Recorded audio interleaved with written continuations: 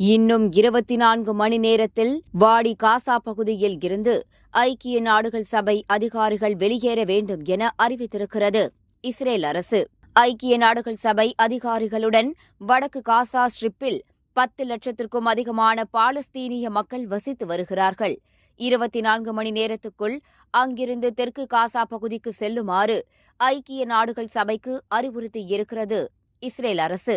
ஐக்கிய நாடுகள் சபை சார்பாக பள்ளிகள், மருத்துவமனைகளில் தங்க வைக்கப்பட்டிருக்கும் பாலஸ்தீன மக்களையும் அப்புறப்படுத்துமாறு இஸ்ரேல் அறிவிப்பு வெளியிட்டிருக்கிறது. 24 மணி நேரத்திற்குள் எப்படி 11 லட்சம் மக்களை வேறு இடத்துக்கு அனுப்ப முடியும் என விழி பிதுங்கி நிற்கிறது UN.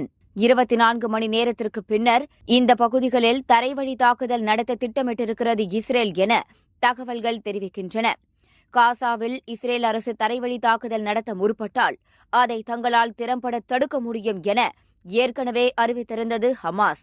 ஒருவேளை இஸ்ரேல் தரைவழி தாக்குதல் நடத்த ஆயத்தமானால் எங்களின் அடுத்த கட்ட ஆபரேஷனில் இறங்குவோம், அது இஸ்ரேலுக்கு பெரும் இழப்பை ஏற்படுத்தும் என வீடியோ வெளியிட்டிருக்கிறார் ஹமாஸின் ராணுவ அதிகாரியான அபு ஒபைதா. பாலஸ்தீன எல்லையில் இஸ்ரேல் ராணுவம் எல்லாவற்றையும் தயார் நிலையில் வைத்திருந்தாலும் வான்வழி தாக்குதலை மட்டுமே தற்போது வரை நடத்திக் கொண்டிருப்பது என்பது குறிப்பிடத்தக்கது.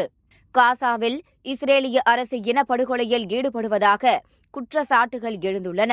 ஏற்கனவே உணவு, நீர், எரிபொருள் போன்றவற்றை காசா பகுதிக்குள் அனுப்ப இஸ்ரேல் தடை விதித்திருக்கிறது. 50,000 கர்ப்பிணி பெண்கள் காசா பகுதிக்குள் அத்தியாவசிய பொருட்கள் இன்றி சிரமப்படுவதாக UN அறிவித்திருக்கிறது. புதிய தலைமுறை சேனலை யூடியூப்ல சப்ஸ்கிரைப் பண்ணுங்க. புதிய தலைமுறை சோஷியல் மீடியா ஹேண்டில்ஸ் ஃபாலோ பண்ணுங்க. புதிய தலைமுறை ஆப்பை டவுன்லோட் பண்ணுங்க. டிஜிட்டல் தளங்களில் புதிய தலைமுறை எங்கேயும் எப்போதும்.